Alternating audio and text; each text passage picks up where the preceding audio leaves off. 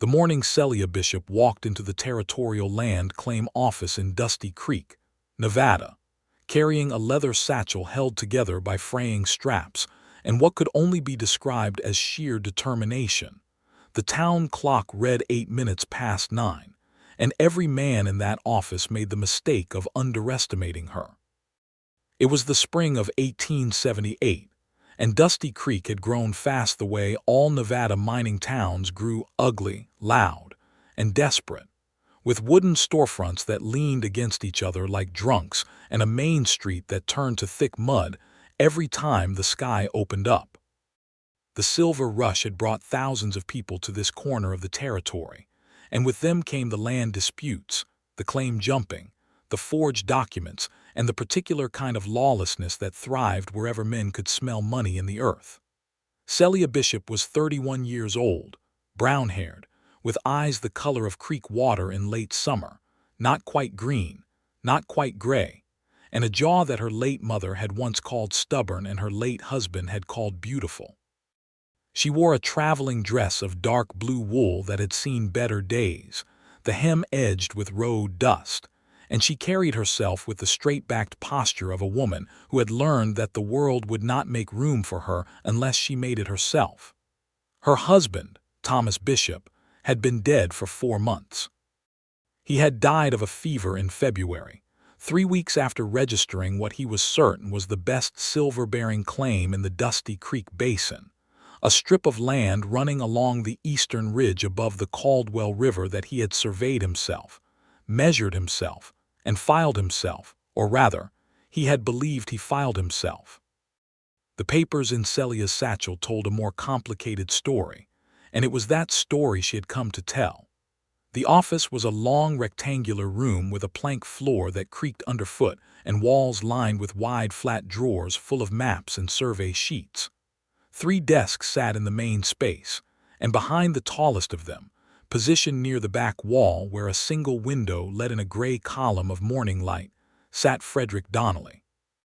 He was 34, tall even when seated, with dark hair that was beginning to show the first hints of silver at the temples, and a face that would have been handsome if it had ever bothered to relax.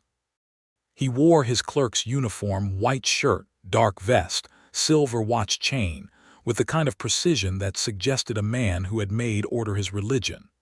He had a stack of documents at his left elbow, a pot of ink at his right, and he was in the middle of cross-referencing survey coordinates when the bell above the office door announced a new arrival.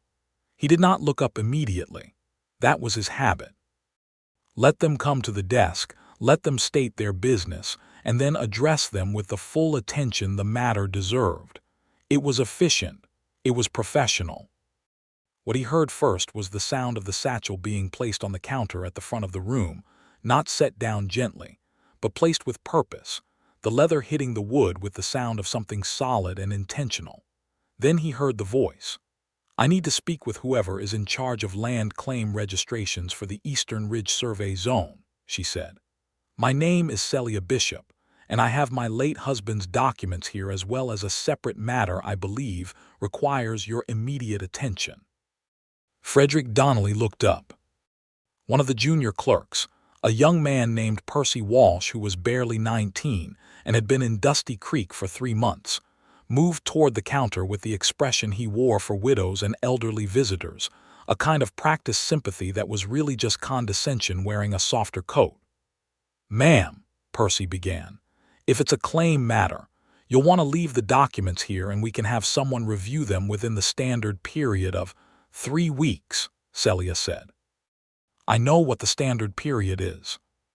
I also know that the claim my husband registered Bishop Survey, Eastern Ridge, lot designation 47/B, is currently being disputed by a man named Aldous Crane, and that Mr. Crane's representatives visited this office 12 days ago. I am not interested in a 3-week review period. I would like to speak with the senior registrar." Percy blinked. His practiced sympathy had nowhere to go. Frederick was already rising from his desk. He crossed the room in a few long strides, and when he came around the partition that separated the clerk's area from the public counter, he found himself looking directly at Celia Bishop, who looked back at him without flinching, without the downcast eyes and trembling lip he had come to associate with widows presenting disputed documents. She looked at him the way a surveyor looks at a piece of land, measuring, calculating, deciding what it was worth. "I am the senior registrar," Frederick said. He extended his hand across the counter out of reflex, and she shook it, which surprised him. Women did not usually shake hands in this office. "Frederick Donnelly. Please tell me about the Bishop claim." She had it all laid out before he had time to pull up a second stool. The original survey map Thomas Bishop had drawn, dated the 3rd of January, 1878, showing the Eastern Ridge parcel with all 4 corners marked and the river boundary precisely noted.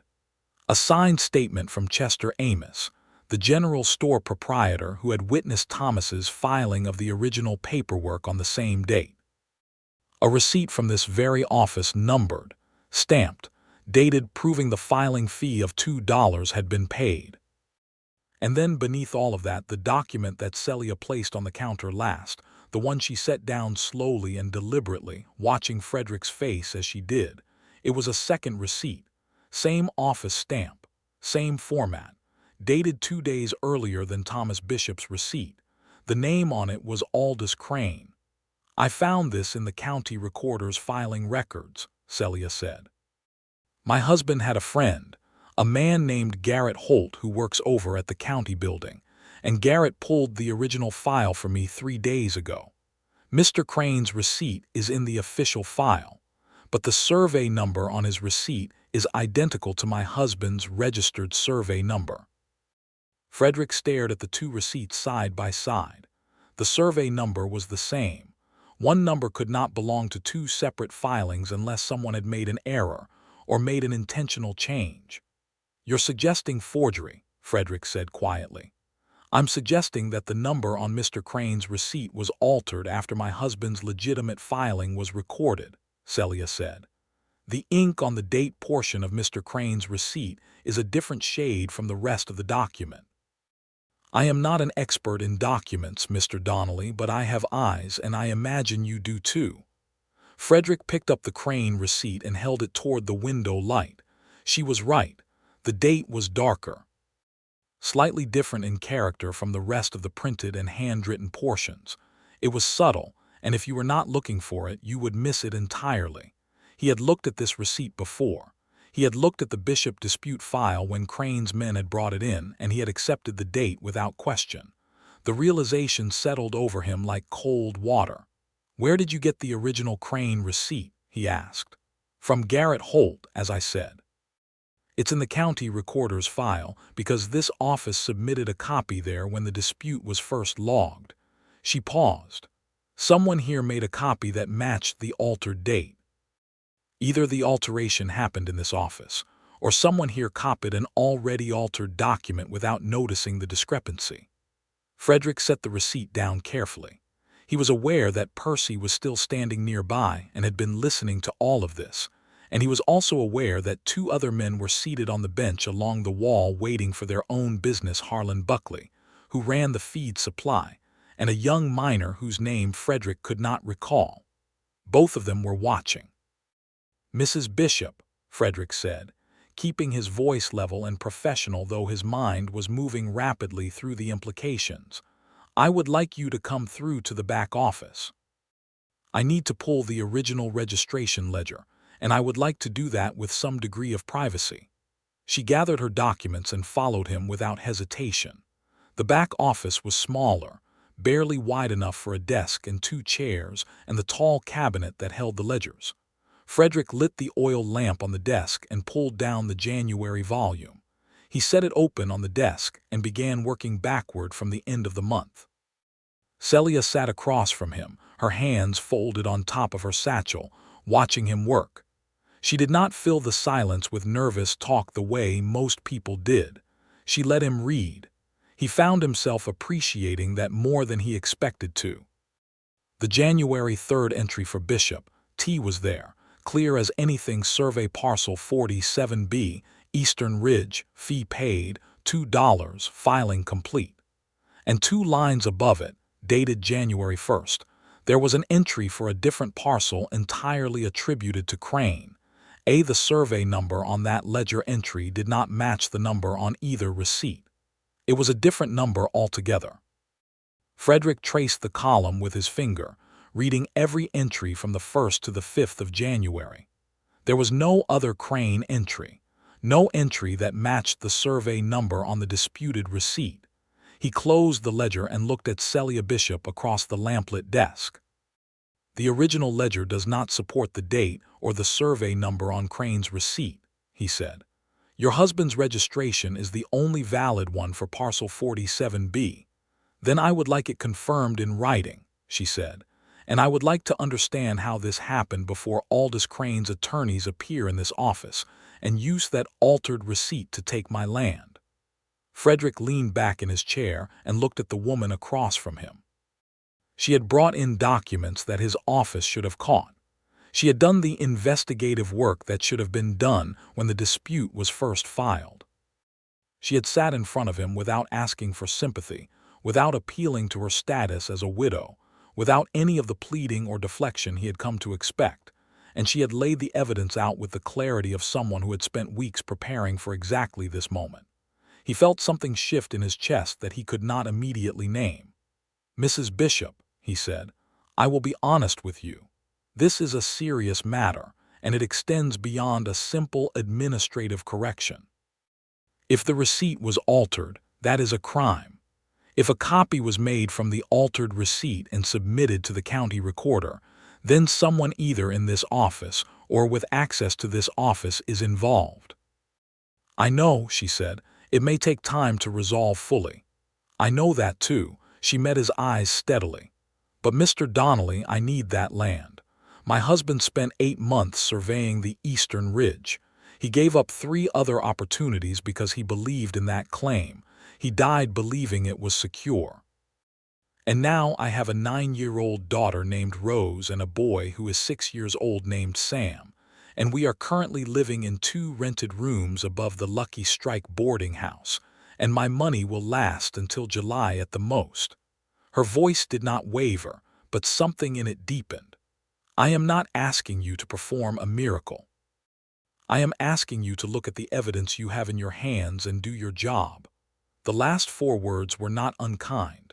They were simply true, and they landed like stones dropped into still water, sending rings outward in every direction. "I will do my job," Frederick said. He meant it more completely than he had meant anything in a long time. He began that same morning. The first thing he did before Celia left the building was copy the disputed receipt under official witness Percy Walsh, who was still young enough to be frightened into thoroughness, and write an administrative hold on any transfer, sale, or further dispute action on parcel 47, be pending full review. He sent Percy to deliver a copy of that hold to the county recorder's office personally, with instructions to return with a receipt of delivery.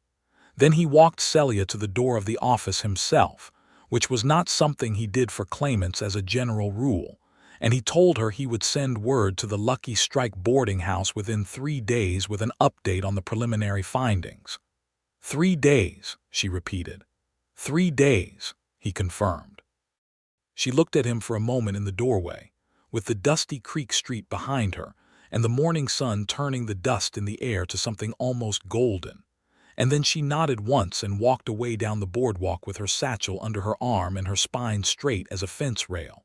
And Frederick Donnelly stood in his doorway and watched her go and forgot, for a full 30 seconds, that he had work to do. He caught himself and went back inside. The 3 days that followed were the most professionally intensive Frederick had spent in 4 years of working the Dusty Creek claim office. He pulled every document associated with Aldous Crane's claim filing, every ledger entry from the preceding 6 months, every receipt copy that had been submitted to the county recorder. He found 2 more irregularities not related to the Bishop parcel, but to other small claims that had been disputed and settled in Crane's favor in the previous year.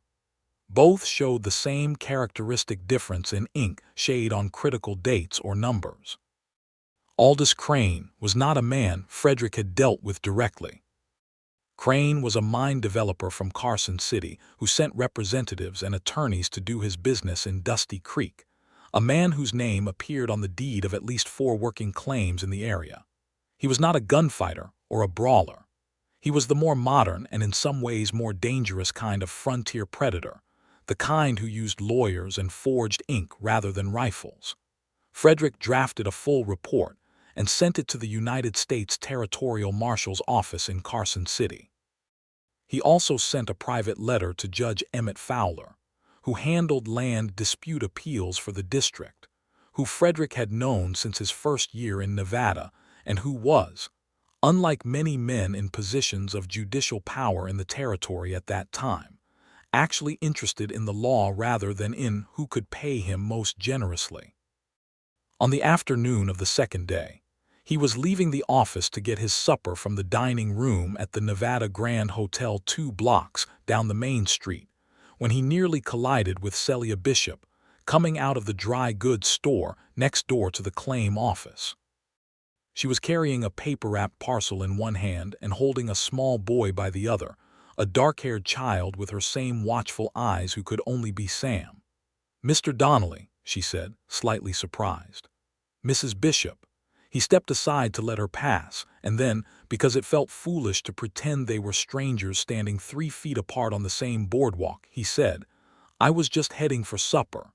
I expect to have news for you by tomorrow morning if that's convenient." "It's convenient," she said. Sam was looking up at Frederick with the frank curiosity of a 6-year-old who had not yet learned to disguise his observations. "Are you the paper man?" he asked. "Sam," Celia said mildly. "That is a fair description of me," Frederick said to the boy. "I work with papers, quite a lot of them." Sam considered this information seriously and then announced, "My papa had papers. Mama has them now. She keeps them in the brown bag." "Sam." Celia's voice had a thread of something tender in it even as she used it to redirect her son. She looked at Frederick with a flicker of an expression he could not quite categorize. Not embarrassment exactly, more like the vulnerable awareness of being seen when you had been carefully arranging to be seen a certain way. "He is not wrong," Frederick said quietly. "She does keep them very well." Something small and warm crossed her face, gone almost before he could be certain he had seen it. She nodded and moved along the boardwalk with Sam in tow, and Frederick stood there again watching her go, this time for longer than 30 seconds, and this time he did not catch himself with the same speed. He had his supper alone, as he always did, at a corner table in the Nevada Grand, with a copy of the Territorial Courier folded beside his plate that he did not read. He thought instead about the ledger entries and the ink shades and the pattern of Crane's forgeries, which was useful productive thinking, and then he thought about the color of Celia Bishop's eyes in the afternoon light coming off the street, which was not useful at all but which happened anyway. The next morning, true to his word, he sent Percy Walsh to the Lucky Strike boarding house with a note asking Mrs. Bishop to come to the office at her convenience, preferably before noon. She arrived at 10. She came without the children this time, which meant she had arranged for someone to watch them, another small logistical feat that he suspected she managed quietly and without complaint, the way she managed everything. She wore the same blue dress, or perhaps a similar one, and her hair was pinned up neatly under a dark hat with a small practical brim. He brought her through to the back office again, because what he had to say was not for the public counter. "I have found 3 separate instances of what appear to be altered records in the dispute filings associated with Aldous Crane's interests in this district," he told her directly. "The Bishop claim is the most recent and the most clearly documented. I have filed a report with the Territorial Marshal and sent correspondence to Judge Fowler requesting an expedited review." She exhaled slowly, not dramatically, just a long breath that seemed to release something she had been holding. "How long does expedited mean?" "The judge will likely respond within 2 weeks. The marshal may take longer." He paused. "I want to be direct with you, Mrs. Bishop. The administrative hold I have placed on your parcel protects it from any transfer or further claim action while the review is ongoing. Your claim is not at immediate risk."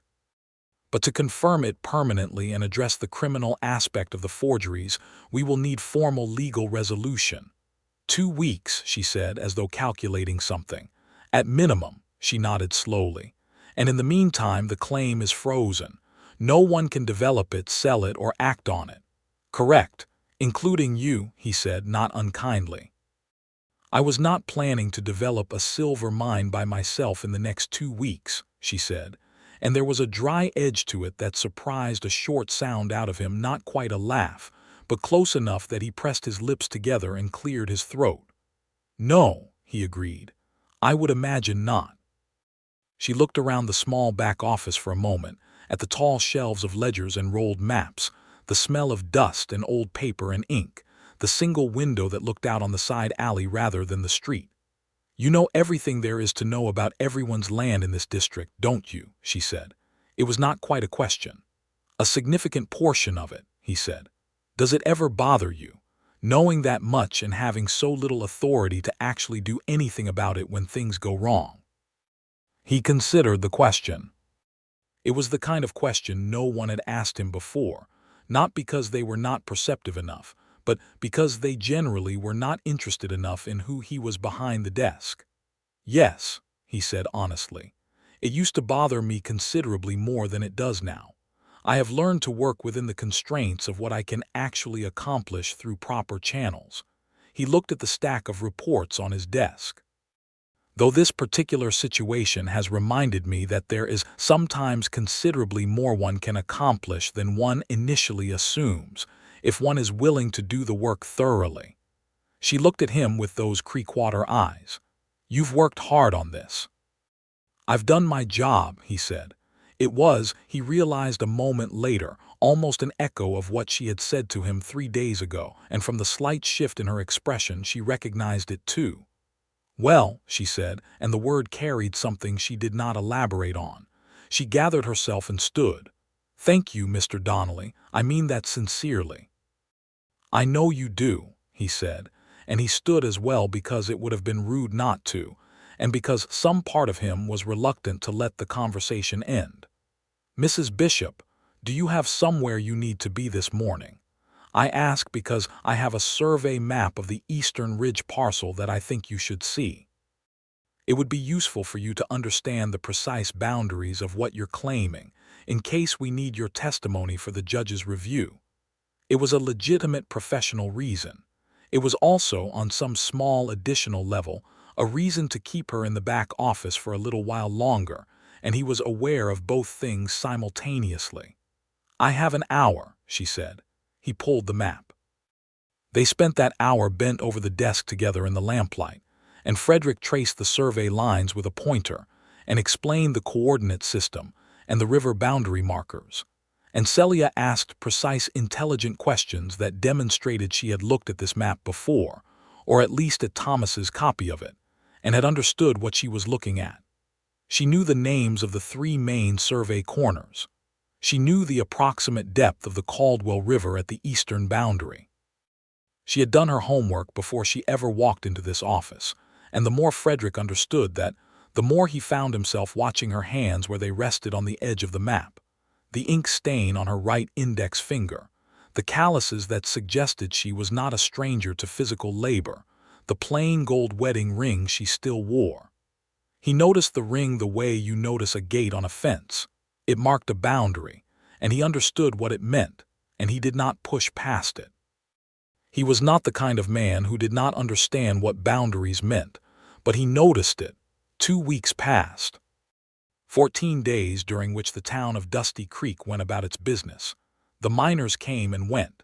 The saloon stayed open until 3 in the morning.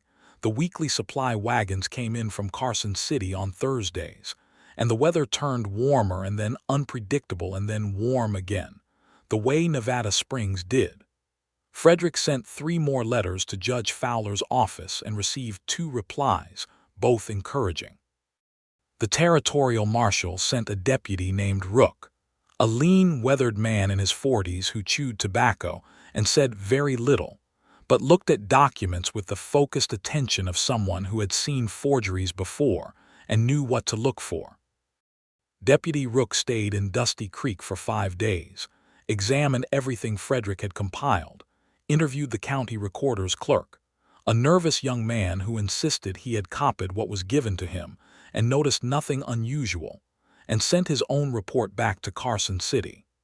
During those 2 weeks, Frederick found reasons to cross paths with Celia Bishop more often than coincidence alone would have produced. He stopped by the Lucky Strike one afternoon with a form that required her signature, genuinely required it, that was true, and ended up staying for 20 minutes at the small table in the boarding house parlor while Rose, who was 9 and serious, showed him a collection of pressed wildflowers she had been assembling since their arrival in Dusty Creek. Frederick, who had grown up in Illinois before coming west, and who retained a botanist's amateur fondness for the natural world, identified 2 of the specimens correctly, and won Rose's cautious approval.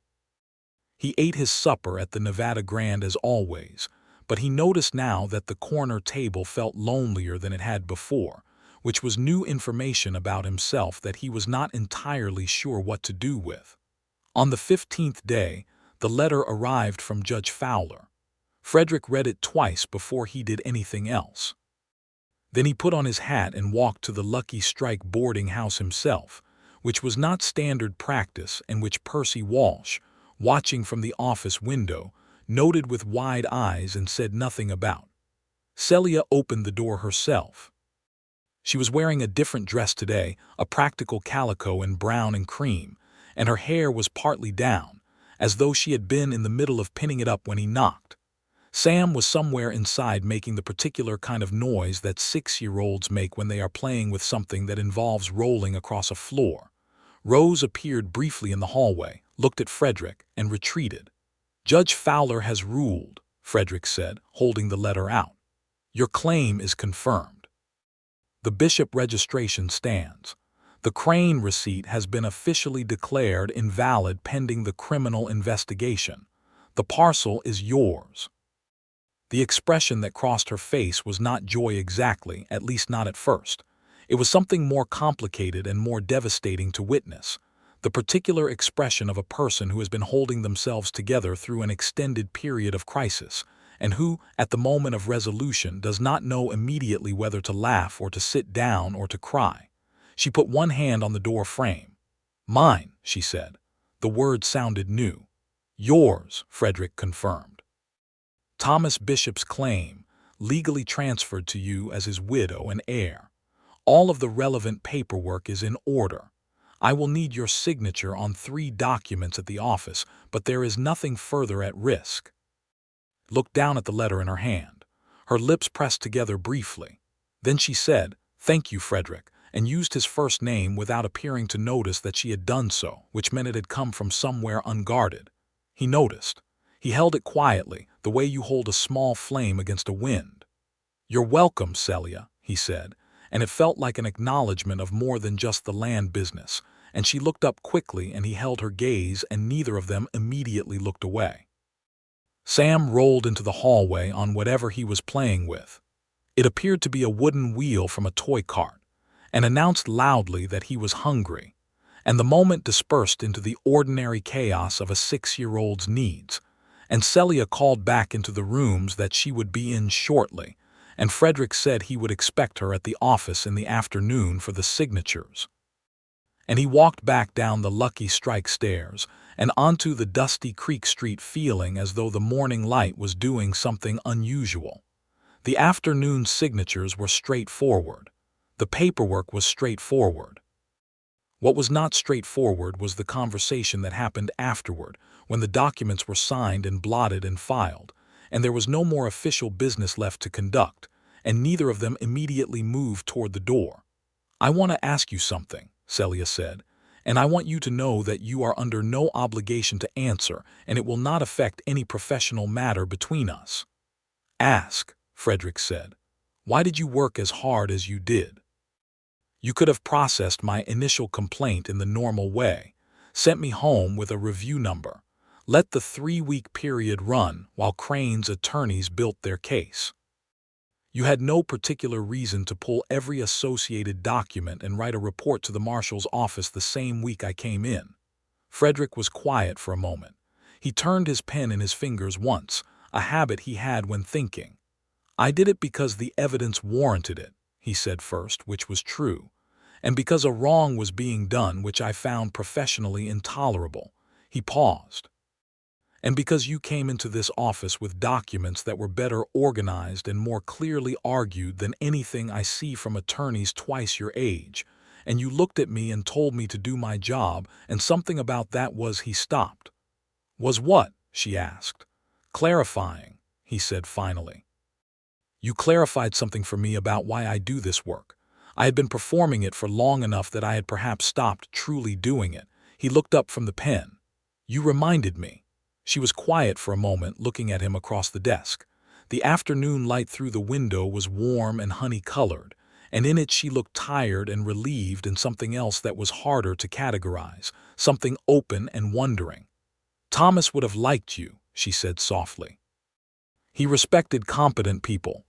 "Tell me about him," Frederick said, and it surprised him as he said it, not a professional question, just a human one. So she did. Right there in the back office with the lamp burning lower and the afternoon going gold outside the window. She told him about Thomas Bishop, who had come from Virginia, and had the particular stubbornness of a man who had grown up hearing that things could not be done, and had spent his whole life doing them, who had taught himself surveying from books and practical application, and who had loved the Nevada landscape with a genuine passion that was not about the money, or not only, who had called Rose his best invention, and Sam his greatest adventure, and who had died in February with her hand in his, saying that the claim was sound, and not to let anyone tell her otherwise. Frederick listened to all of it. He did not offer platitudes or redirection. He listened the way he read documents completely. When she finished, there was a comfortable silence that neither of them rushed to fill. "I am sorry for your loss," he said finally, and this time, coming after everything she had said, it meant what it was supposed to mean. "Thank you," she said, and this time it carried the same weight. She left shortly after, and the office felt different when she was gone, larger, somehow, and quieter, and not in a way that Frederick found comfortable. He sat at his desk with the filed papers and the completed documents and the official record that said Celia Bishop now owned a silver-bearing claim on the eastern ridge of the Dusty Creek Basin, and he thought about the way she had said his name without noticing she had said it, and he thought about the way she had described her dead husband with a grief that was real and a love that was also real. And he understood with perfect clarity that there was no sensible or decent path from where he stood to where he found himself wanting to be. He also understood, in the way of a man who has been alone long enough to be honest with himself, that understanding a thing and being governed by it were two different things, and that the question was not what was sensible but what was true. A week after the signing, he saw her at the market on Saturday morning. He tipped his hat. She smiled. These were small things, but they were things. Another week after that, he encountered her at the town's small civic meeting. Dusty Creek had recently formed a provisional town council, and the meeting was about the proposed road extension to the Eastern Ridge area, which concerned her directly as a claim holder. She came with Rose, who sat beside her like a small, solemn secretary, and she asked questions at the meeting that no one else had thought to ask about water rights and road maintenance fees, and whether the new road would conflict with any existing survey boundaries. Frederick, who was present as an official observer from the land office, caught her eye across the room twice. The second time, she did not look away immediately. After the meeting in the dusty street outside the Mining Association Hall, she stopped beside him as people dispersed into the evening. "You were right," she said, "about the water rights question. The road committee doesn't seem to have consulted the survey boundaries at all." "No," he agreed. "They rarely do. I'll speak with the county surveyor about it this week." "I would appreciate that." She pulled her shawl slightly tighter. The evening had turned cool. "Frederick," his name again, natural as breathing. "I want to ask you something else, and again there is no obligation." "Ask," he said, and he was aware of how steadily he said it. "Would you like to have supper with me and the children some evening?" She said it without apology or over-elaboration, just the plain fact of the invitation. "Rose has decided you are a botanical authority, and Sam wants to know more about the paperwork. She stopped briefly and then continued in a quieter register. "I find that I enjoy talking with you. So there it is." Frederick Donnelly, who was 34 years old and had not had supper with anyone he was genuinely glad to be within longer than he could comfortably admit, said, "I would like that very much." She was staying in the rented rooms above the Lucky Strike boarding house with an iron stove for cooking and a table that sat four if you pushed the extra chair in from the corner. And on the following Wednesday evening Frederick knocked on the boarding house door with a paper-wrapped parcel under his arm that contained 2 pounds of good coffee from the general store, because he had noticed on his earlier visit that she had been drinking the cheaper ground variety, and he thought she probably deserved better. Rose opened the door, assessed him solemnly, and said, "Mama says you identify plants." "I know a reasonable number of them," Frederick agreed. "Come in then," she said, as though she had independently decided to permit it. The evening was something Frederick had not anticipated in its specific texture. He had imagined it would be pleasant and slightly formal, the way dinners with people you were getting to know tended to be. Instead, it was immediate and warm and frequently loud, because Sam was the kind of child who expressed every thought as it occurred to him, and Rose was the kind who said nothing for 20 minutes and then contributed one precise, devastating observation that made everyone stop. Celia cooked a proper meal on the iron stove, salt pork and beans and cornbread, and the small space smelled like it, and like wood smoke, and like the wildflowers Rose kept in a tin cup on the windowsill. Frederick sat at the table and answered Sam's questions about paper and ink and survey mathematics with genuine patience, and he looked at Rose's expanded flower collection and correctly identified 3 more specimens, including a rare variety of lupin that made Rose's eyes go round with surprised pleasure. He helped clear the plates afterward, because it did not occur to him not to. When the children were settled, Rose reading, Sam theoretically sleeping but audibly not, Frederick and Celia sat together at the table with the coffee he had brought, which Celia brewed over the stove and declared considerably better than what she had been managing, and they talked. Not about the claim, not about official business. About Illinois, which Frederick missed sometimes in the way you miss something you can't fully name. About Virginia, which Celia had left at 19 and did not miss in the same way, though she missed certain people in it.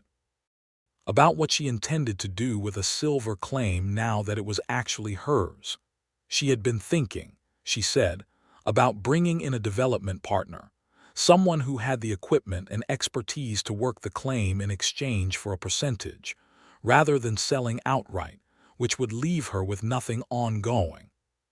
Frederick told her that was precisely the right instinct, and that there were 2 reputable development operations in the Dusty Creek area that were not associated with Aldous Crane, and that he could introduce her to, if she wanted. She looked at him across the table and said she would be grateful. "You have thought about this carefully," he said. "I have thought about almost nothing else for 4 months," she said. "This is what I have, the children and the claim. I intend to make the best of both." "You are doing that," he said honestly. She wrapped both hands around her coffee cup and looked at the lamplight. "It is strange," she said slowly, "to begin again. At 31, with 2 children in the middle of a Nevada mining town, I did not imagine this would be the shape of my life." "No," he said. "We rarely imagine the shape our lives turn out to be." "What shape did you imagine?" she asked, looking at him directly as she did when she meant the question. He thought about it honestly. "Something more orderly," he said. "I was good at orderly things. I thought that would be enough." He turned his coffee cup in his hands. "I think now that I was perhaps confusing competence with contentment."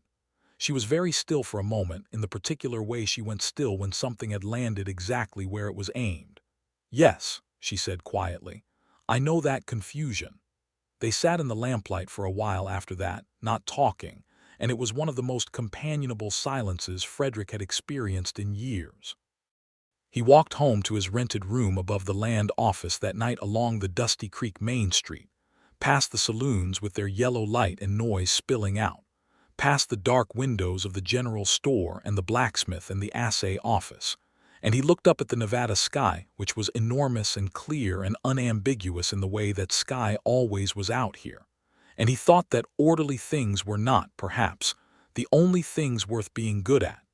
He came back the following Wednesday. And the one after that. The Wednesdays became a fixed point in the week that everything else oriented around, and no one formally named them as such.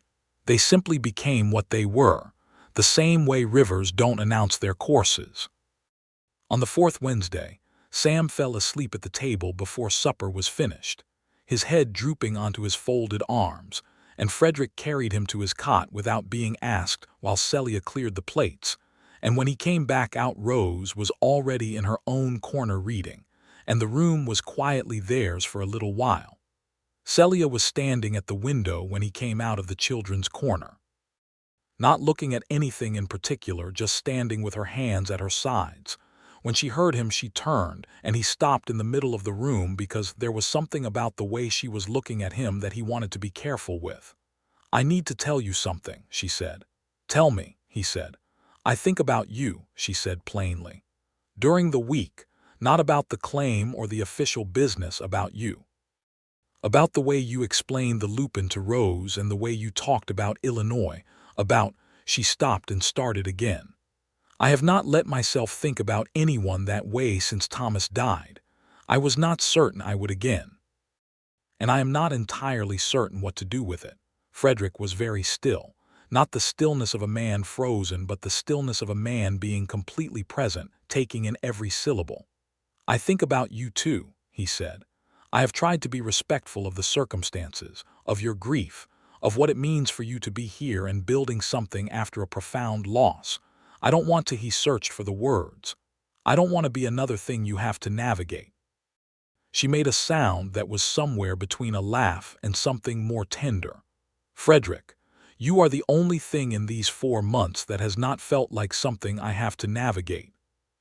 He crossed the room to her then, not quickly, giving her every chance to rethink or redirect, but steadily, and when he was close enough that the lamplight fell equally on both of them, he said, "May I?" She did not ask what he meant. She said, "Yes." He took her hand first, because it seemed like the right beginning, and her fingers wrapped around his with a certainty that was not tentative at all. And then he kissed her gently, with all the care of a man who understands the weight of things, and she kissed him back, and it was nothing like the beginning of something uncertain. It felt like the recognition of something that had been true for a while already. From the children's corner, Rose's voice said flatly, "Finally," and they broke apart and both laughed, genuinely, startled and warm, and Rose said she was just noting it and went back to her book, and Sam slept through all of it. The months that followed were the kind of months that build lives. Aldous Crane's legal troubles eventually caught up with him, the territorial marshal's investigation, combining Frederick's compiled evidence with Deputy Rook's report, and the testimony of 2 other small claim holders whose registrations had also been manipulated, resulted in a formal indictment in the summer of 1878. Crane's operations in the Dusty Creek area were suspended pending the outcome, which meant that not only was Celia's claim secure, but several other working families who had lost disputes to Crane's methods had their cases reviewed. Frederick testified at the preliminary hearing in Carson City. He was there for 3 days. He sent Celia a letter each evening, short letters, just a paragraph, that described what had happened and what he had seen. She wrote back each night, and her letters were longer than his and considerably more vivid in their descriptions of everything that was happening in Dusty Creek in his absence. Sam had climbed to the 2nd rung of the livery stable fence and fallen off and was fine but indignant. Rose had corrected the schoolteacher on a botanical point and been diplomatically right. The Caldwell River had run higher than usual after the spring rains. and the eastern ridge in the late afternoon light looked exactly the way Thomas had described it to her once, like someone had laid a line of silver along the tops of the hills. Frederick read that last line twice and wrote back that he could not wait to see it himself, and it was an acknowledgment that they both understood to mean more than just the landscape. By midsummer, Celia had her arrangement with a development partner, a man named Ambrose Kettler, who ran a small but reputable operation with a crew of 6, and who agreed to work the Bishop claim in exchange for 40% of net yield, leaving Celia 60% and full ownership of the land. The arrangement was formalized and filed in Frederick's office, which he handled with scrupulous professionalism, and only the smallest amount of additional warmth in the way he said her name when she came in to sign. Percy Walsh had figured out the situation by June. He did not say anything about it directly, but he had begun making himself scarce from the back office with a reliability that suggested deliberate thoughtfulness rather than coincidence. Frederick decided he had misjudged Percy as purely a nervous young man and revised his estimate upward. The summer was warm and busy and good. Frederick had supper on Wednesdays and sometimes on Sundays too, and sometimes on the other days there were no particular reasons for. Rose continued her flower collection and began asking Frederick about geology after she found an interesting rock near the ridge, which led to a whole new set of conversations. Sam decided Frederick was acceptable and then, in the way of 6-year-olds, decided he was excellent, and began reserving specific things to tell him during the week observations, questions, once a drawing of what appeared to be a horse but might have been a different animal. Frederick and Celia walked together sometimes in the evenings when the light was long and the heat had gone down. Dusty Creek was not a town designed for evening walks, but there was a stretch of the Caldwell River upstream from the mines where the bank was clear, and the cottonwood trees leaned over the water in a way that was genuinely beautiful. And they went there often and talked about everything and nothing, and sometimes just walked in silence that was as good as conversation. He learned things about her in layers, the way you learn a landscape, the large features first and then the closer details as you move nearer. He learned that she had a dry sense of humor that she deployed sparingly and with great precision, that she had been reading everything she could find about mineralogy since January, initially to understand what Thomas had found, and then out of genuine interest, that she was afraid of almost nothing practical and was quietly afraid of losing people she loved, that she was, despite the hardship of the past months, essentially and constitutionally optimistic, not in the shallow way that avoided difficulty, but in the deep way that engaged with it and kept going. He told her things in return. About his family in Illinois, his father who had been a surveyor before him and who had died the year before Frederick came west, his mother who was still living in Rockford and who wrote him long practical letters about weather and neighbors and the price of flour, about why he had come to Nevada, which was partly economic and partly the particular restlessness of a young man who needed to find a place that felt like his own. About the years he had spent making the Dusty Creek land office the most accurate and orderly in the territory, which he had done out of professional pride, and which, until recently, had been the primary thing he pointed to when he accounted for his life. One evening in August, walking by the river with the cottonwoods gold in the late light, he stopped and turned to her and said what had been true for a while without his saying it. "I love you, Celia." She was a few steps ahead and she turned and looked at him, and the light was on her face and in her hair and in her Creekwater eyes, and she said, "I know you do. I love you too. I have for a while." "That is not," he said, smiling at her, "how I imagined it would go." "You imagined something more orderly," she said. "Perhaps a little more sequentially organized," he admitted. She laughed, and it was the kind of laugh that was completely unguarded, that showed all of who she was, and he walked the few steps between them, and she met him in the middle, and he held her there on the river bank with the cottonwood leaves moving above them and the sound of the water going on in its ancient, indifferent way, and he thought that this was what he had been making room for all along without knowing it. He proposed to her in October. He did it properly, or as properly as he knew how to, which was to say he came to the boarding house on a Saturday morning rather than a Wednesday evening, and asked Rose and Sam if he could speak with their mother privately for a few minutes, which Rose agreed to with the gravitas of a small judge, and Sam agreed to loudly, and then immediately ignored by continuing to make noise from behind the curtain that divided the sleeping space. Celia came out from the kitchen end of the room and looked at his face, and he could see in her expression that she already knew or suspected, and was simply waiting to see what form it would take. He had no ring to offer yet. He told her that honestly, and said he wanted to get her something with meaning rather than just whatever was in the display at the jeweler's, and that perhaps they could choose it together if she was willing. And all of this came out in a slightly less organized order than he had intended because she was looking at him in a way that did not make linear thought particularly easy. "Celia," he said finally, setting aside the preamble, "I want to build a life with you. With you and Rose and Sam and whatever comes next. I want to come home to you, and I want you to come home to me, and I want to figure out who we are together over a very long time. Will you marry me?" She crossed the room to him and took his face in her hands the way she did when she meant what she was about to say with her whole self. "Yes," she said. "Obviously yes." From behind the curtain Sam shouted, "Does this mean Frederick lives here?" And Rose appeared at the curtain edge and said to Sam, "It means he will eventually live here or somewhere better. Please be calm," and then looked at both adults with an expression that was attempting to be dignified and was mostly succeeding despite a very visible happiness underneath it.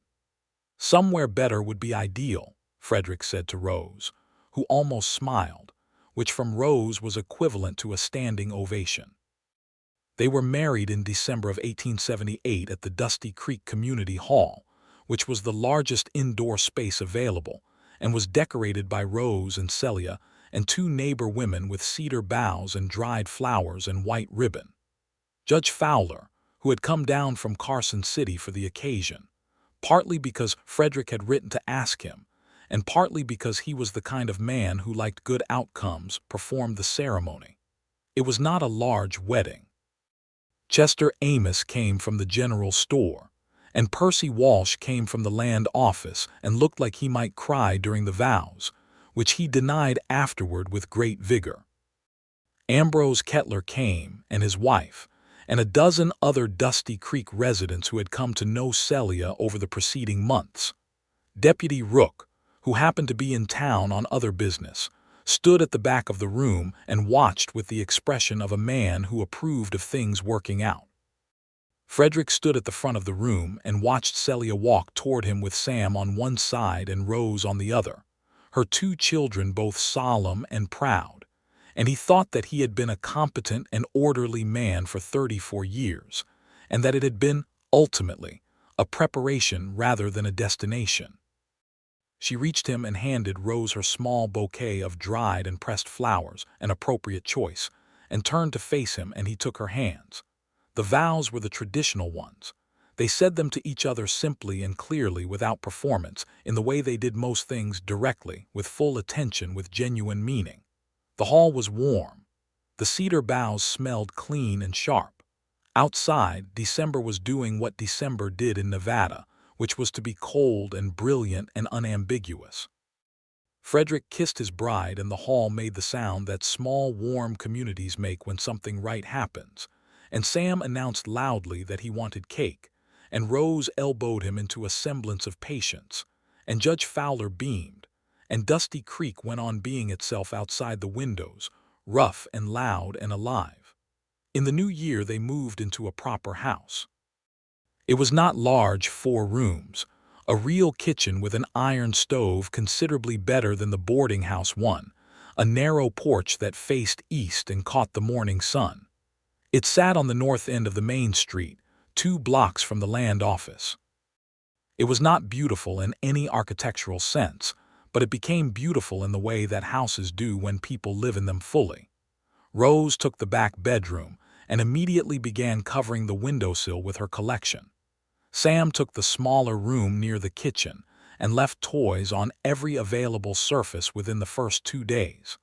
Celia filled the kitchen with the particular organized energy with which she approached everything. Frederick brought his books, which were numerous, and they lined the sitting room walls and made the house smell like paper and history and the particular comfort of accumulated knowledge. He was happy. He was so genuinely happy that it surprised him sometimes when he noticed it, the way you notice clear weather when you have been accustomed to clouds. The Eastern Ridge claim developed well through 1879. Ambrose Kettler's crew worked steadily, and by spring had confirmed that the ore-bearing vein Thomas Bishop had identified was real, significant, and commercially viable. The first yield payment came to Celia in April, not an enormous sum, but enough to establish a proper savings account at the Territorial Bank, enough to replace the satchel with fraying straps and the practical blue dress with several others, enough to mean that July and the money running out was no longer a calculation she had to carry in her head. She cried a little when she deposited that first check.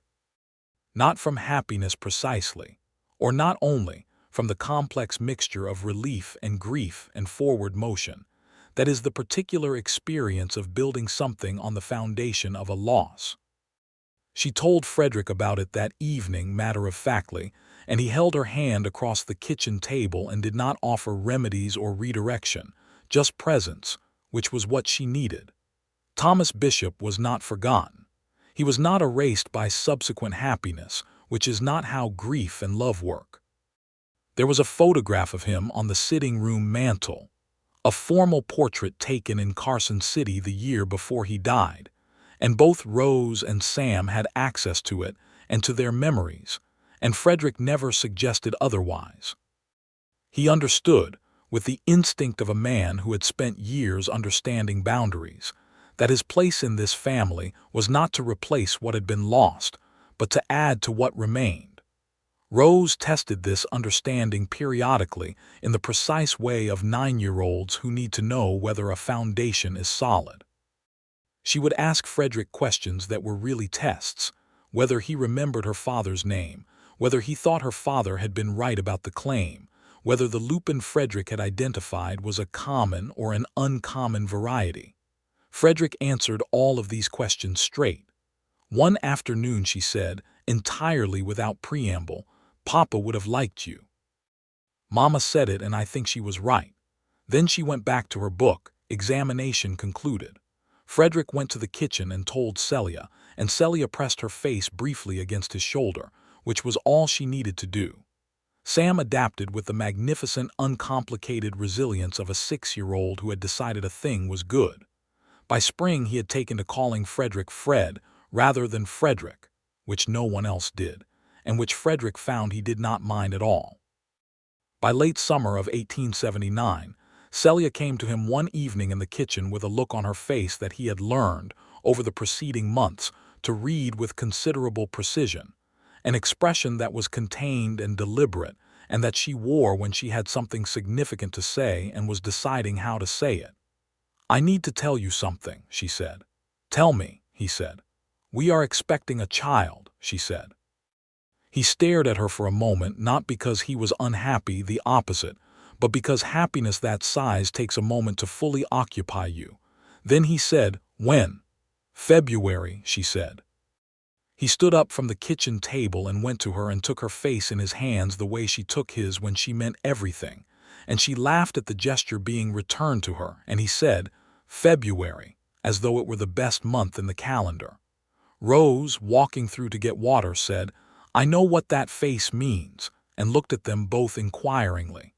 Celia told her. Rose processed this information with her characteristic brief solemnity and then said, "I would prefer a sister, but a brother would be interesting," which was as comprehensive an acceptance as she was going to give. Sam, when informed the next morning, said, "A baby," at a volume that suggested the mining operation 2 miles away had probably heard him, and then immediately began speculating about names, none of which were appropriate. The pregnancy was straightforward in most respects, though the Nevada winter was cold and the roads were difficult, and Celia spent more time than she preferred sitting by the stove in the 4th and 5th months, which she managed with the grace of a woman who respected limitations she disagreed with.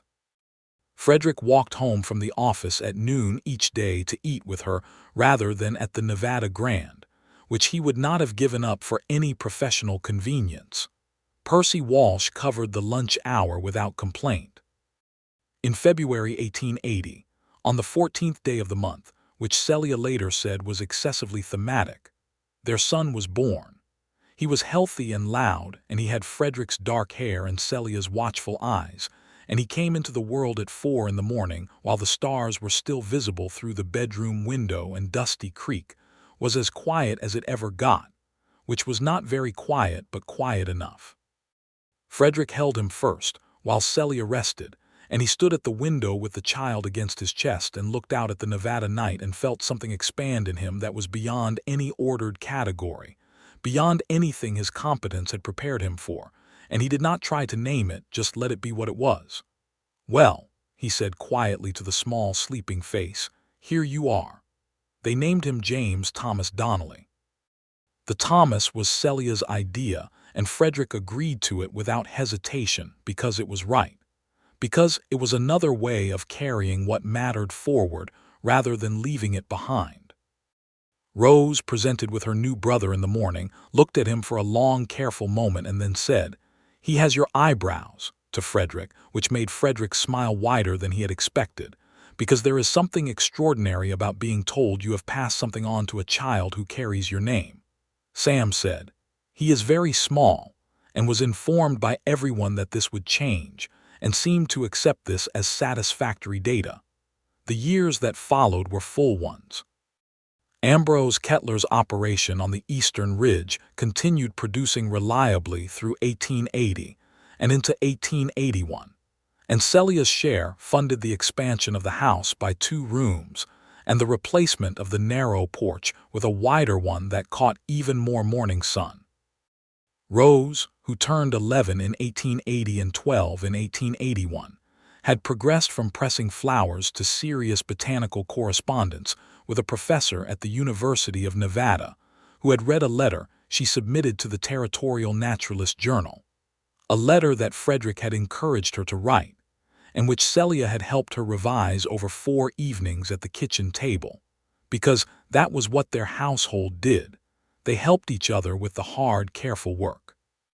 Sam at 8 was a different animal from Sam at 6, still loud, still essentially cheerful, but with a growing seriousness about certain subjects, particularly mathematics and the mechanics of mining, which he had absorbed through proximity to Ambrose Kettler's operation, where he was sometimes allowed to observe when Celia brought the weekly account review. He informed Frederick one afternoon that he intended to be a mining engineer, which Frederick took seriously and recommended books about accordingly. James Thomas Donnelly, whom everyone called Jamie within approximately 3 weeks of his birth and who made no objection to this, grew the way babies do, with a speed that astonishes everyone in it, and then seems, in retrospect, to have been inevitable. At 8 months he was pulling himself upright. At 11 months he was walking, which delighted Sam and alarmed Rose, who had been happily managing a non-mobile sibling. At 14 months he began producing words, the first clear one being bird, which Rose considered excellent, and the second being Fred, which made Frederick laugh for a full minute. Celia watched all of this with a happiness she did not minimize or qualify, the particular happiness of a woman who had come through great difficulty with her essential self intact, and had built, in the aftermath, something she could look at directly and call good. There were difficulties. Of course, life in a Nevada mining town in the late 1870s and early 1880s had no shortage of them. The winter of 1880 was brutal, and 2 families they knew lost everything to the cold. The Crane criminal proceedings dragged through the territorial court system until early 1881, when Aldous Crane was ultimately convicted on 4 counts of fraudulent claim documentation and sentenced to 3 years in the territorial penitentiary, a verdict that Frederick heard about by official dispatch, and brought home to Celia that evening with a feeling that was not quite triumph, but was definitely resolution, the closing of a thing that had been left open. Celia read the dispatch and set it down on the kitchen table and said, "Good," with a quiet finality that was more complete than celebration. "Yes," Frederick agreed. She folded the dispatch carefully and put it in the drawer of her writing desk, alongside Thomas's original survey papers, which she had never filed away. Some documents deserved to be kept where you could look at them. In the summer of 1881, Judge Fowler came through Dusty Creek on his circuit and had supper at the Donnelly house. It was a proper occasion. Celia cooked everything the stove would hold. Rose engaged the judge in a conversation about botanical classification that clearly delighted him.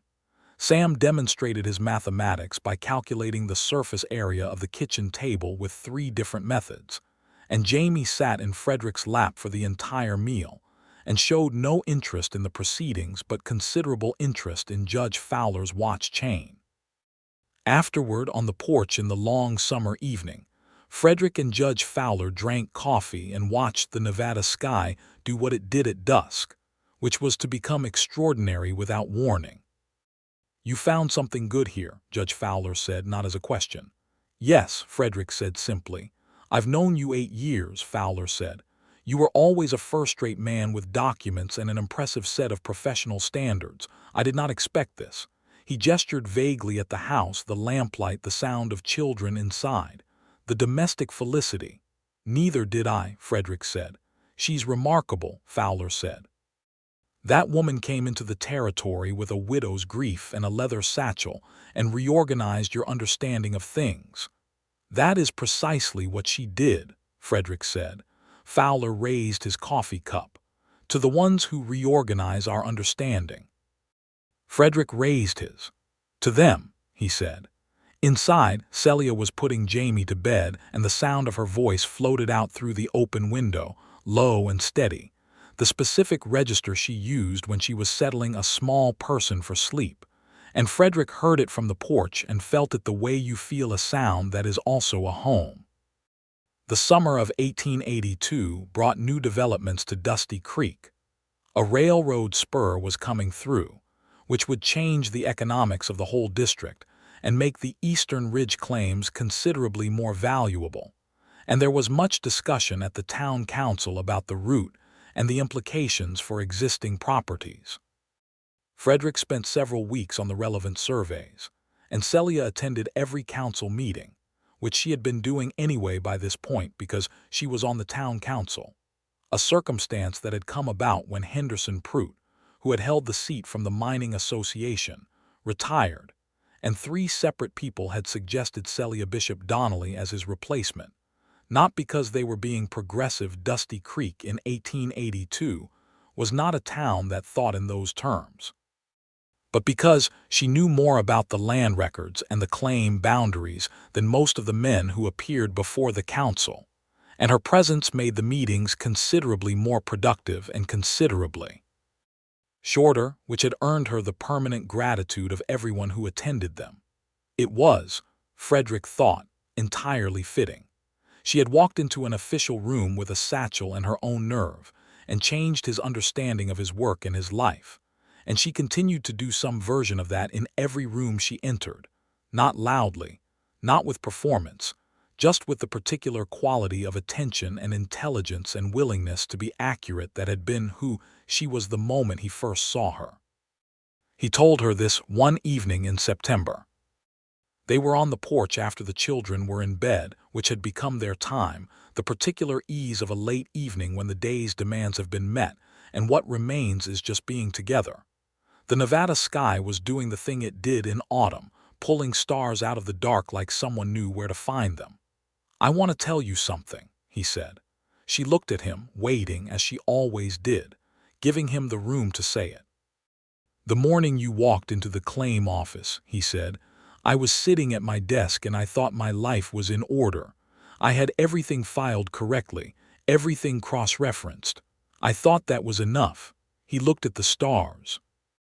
You showed me what the difference is between order and life, and then you stayed." She was quiet for a moment. Then she said, "You showed me that someone could be steady, that I could let my guard down around someone and not have to fight every battle alone." She paused. "That was not a small thing, Frederick. After everything, that was not a small thing." He took her hand. She held it the way she always did, with the certainty that was not tentative. "No," he agreed. "Not small at all." Rose came to the door at that moment to report that Jamie had gotten out of his cot and was sitting in the middle of the floor, refusing to return to it. And Sam had told him he could sleep on the floor if he wanted, which was not helpful. And could someone come and address the situation? Frederick and Celia went inside together, and the evening shifted from the contemplative to the practical in the way evenings with children always did. And that was its own kind of good, the ordinary, beautiful ordinary of a life that was full. By 1883, Frederick had been senior registrar at the Dusty Creek Land Claim Office for nearly a decade, and his record was one of the most accurate and well-maintained in the territory. There had been talk twice of his being offered the position of District Land Commissioner in Carson City, which would have been a significant professional advancement and would have required moving the family. He had turned it down both times, because Dusty Creek was where they had built what they had built, and the Eastern Ridge claim was still active, and Rose was 3 years away from finishing her schooling and had already begun corresponding with the University of California about botanical studies, and Sam was forming opinions about mining engineering schools, and Jamie was 4 and had recently developed a passionate attachment to a stray dog he had named Letter, because he had heard Frederick explaining something about the alphabet to a visiting official and had decided the word was very good. Letter the dog lived on the porch and was devoted to Jamie with the completeness that dogs reserve for the small person who claimed them. The Territorial Land Commissioner position was offered a third time in the fall of 1883, this time with different terms. A position that could be administered partly from the Dusty Creek office, with quarterly travel to Carson City rather than permanent relocation. Frederick discussed it with Celia, as he discussed everything of consequence with her, over 3 evenings at the kitchen table with the lamp burning low and the children in bed, and they arrived at the conclusion that was right for them together, which was that he should accept. He wrote the acceptance letter on a Thursday evening and left it for Percy Walsh to file, because Percy Walsh was, by 1883, no longer a nervous 19-year-old but a capable 24-year-old who had earned his own advancement, and who would serve as acting senior registrar during Frederick's Carson City trips, and who had developed his own romance with the young woman who worked at the Territorial Bank, which he had told Frederick about with a confiding earnestness that had clearly been a long time coming, and which Frederick had received with the warmth it deserved. November of 1883 brought a new development in the Bishop claim. Ambrose Kettler approached Celia with an offer to purchase her full interest in the parcel, having determined that the vein ran deeper and further than the original estimate, and that the claim was worth considerably more than either of them had anticipated when they struck their arrangement. The offer was substantial. Celia did not accept or decline on the spot. She came home and spread the offer documents on the kitchen table, and she and Frederick looked at them together. The number was significant enough to establish a genuine legacy account for Rose and Sam's education, enough to purchase a larger plot of land if they wanted to build a house to their own specification rather than the 4-room addition on the existing structure, enough to represent a permanent security that went beyond the monthly percentage payments. Thomas believed in that claim, Celia said, looking at the papers. He was right, Frederick said. Selling it feels like she stopped, looked for the word.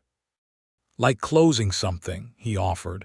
Yes, she was quiet, but perhaps some things should be closed properly so that what they produced can move forward. They thought about it for 3 days. On the 4th day, Celia met with Ambrose Kettler and accepted, with 2 modifications to the terms.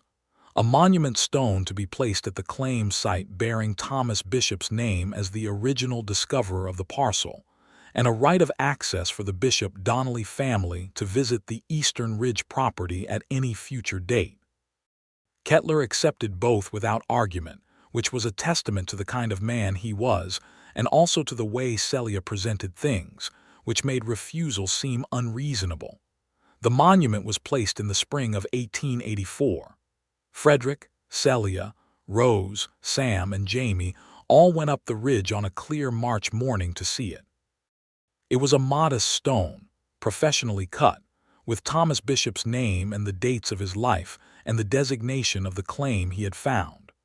Rose brought flowers from her collection and placed them at the base, which made Celia press her lips together and take a slow breath. Sam stood at attention for a moment in the particular way he did when he felt something deeply, and did not have words that felt adequate. Jamie, who was 4, stood between Frederick and Celia and held a hand of each, and looked at the stone with his watchful eyes. "That is Grandfather Thomas," he asked, because that was what he called the man in the photograph on the mantel, which had been explained to him at an age appropriate for explaining. "Yes," Celia said. "He found the silver," Jamie said. "He did," she said. Jamie thought about this for a moment and then said, with the directness of a 4-year-old who has arrived at a conclusion, "Good." Celia laughed, and it was the kind of laugh that is also very nearly a tear and also very much genuine joy all at once. And Frederick held her hand on the eastern ridge with the March sky enormous above them, and the Nevada landscape spreading out in every direction as though the world could not quite contain itself. And he thought that this was where it had all begun and what it had become: the papers in a leather satchel, the nerve that had walked into his ordered office and reorganized everything. And this life on the other side of it, that was wider and warmer, and more thoroughly inhabited than anything he had known how to imagine in the years before. Rose, who was 15 now and increasingly certain of her trajectory, stood at the edge of the ridge and looked at the view with the expression she wore when she was storing something away carefully. Sam picked up a rock and turned it in his hands and said he thought the vein might actually run a few degrees north of where Kettler's current excavation was focused. And everybody looked at him with various levels of surprise, and he said what he had been reading, and Frederick told him that was a very sound observation and that he should write it down. They came down from the ridge in the late morning and went back to Dusty Creek, which was noisier and larger than it had been in 1878, and was still itself in all the essential ways, rough and alive, and full of the particular energy of a place that is becoming something without knowing quite what. Frederick walked into his land office after lunch, nodded to Percy, sat down at his desk, and picked up the stack of documents waiting for his attention. He had a survey dispute to review from the South Quarter, a new registration from one of the prospectors who had come in with the spring arrivals, and a letter from the district commissioner's office that needed a formal response. He opened the first document and read it carefully and made his notes with the thoroughness that had always been his professional standard. And in the corner of his mind, he was aware of the house 2 blocks north where Celia was putting Jamie down for his afternoon rest, where Rose's pressed flowers were drying on the back windowsill, where Sam had taken his mining engineering books to the porch table after deciding the indoor light was insufficient, where Letter the dog was lying at the foot of the porch steps in the March sunshine. He thought about how you could be a competent man for 34 years and confuse that competence for the whole of what you were, and how one morning a woman could walk in with a leather satchel held together by fraying straps and the nerve to set it down on your counter with intention, and show you what the rest of it looked like. He thought about that for a moment. Then he went back to the survey dispute, which needed to be done properly, which he intended to do. Outside, the Nevada spring was being magnificent and indifferent in the way of all beautiful things that do not need anyone's attention to go on being what they are. The Caldwell River was running high. The cottonwood trees were beginning to bud. The eastern ridge was bare and silver gray in the clear air, holding its ground, giving up its ore to those who had the patience and the knowledge and the legitimate claim to it. Frederick Donnelly did his work. Celia Bishop Donnelly ran her household and her council seat, and her correspondence and her life, with the same ordered nerve that had carried her through a Nevada claim office door 6 years earlier. The papers in her satchel and the evidence lined up, and the clear-eyed willingness to look at a man and tell him to do his job. Rose Donnelly wrote letters to California professors about Pentstemon and Larkspur and the particular soil conditions of high-altitude Nevada habitats, and was told, for the first time in 1884, by a professor at Berkeley who did not know she was 15, that her observations were those of a careful and original scientific mind. Sam Donnelly calculated surface areas and angle of incline and vein trajectories, and told everyone what he found, and was mostly right, which was going to be a very useful quality in an engineer. Jamie Donnelly grew, as children do, steadily and with increasing personality, and fed letter from his own plate despite repeated gentle instruction not to, and called Frederick Fred, the way Sam did because he had learned it from Sam and it had stuck, and fell asleep on the porch in the evenings sometimes with the dog beside him and the Nevada stars coming out above them in their unambiguous thousands, enormous and clear and permanent. This was their life, built from grief and nerve and orderly attention, and the particular faith that the work you do with full intention produces, eventually, something solid and good and worth the doing. It had been a widow's nerve and a clerk's reconsidered everything, and from those two pieces, by the grace of hard work and honest witness and the willingness to look directly at a thing and call it what it was, they had made a world. And the world was enough. The world was more than enough. The world was, in all the ways that genuinely counted, exactly right.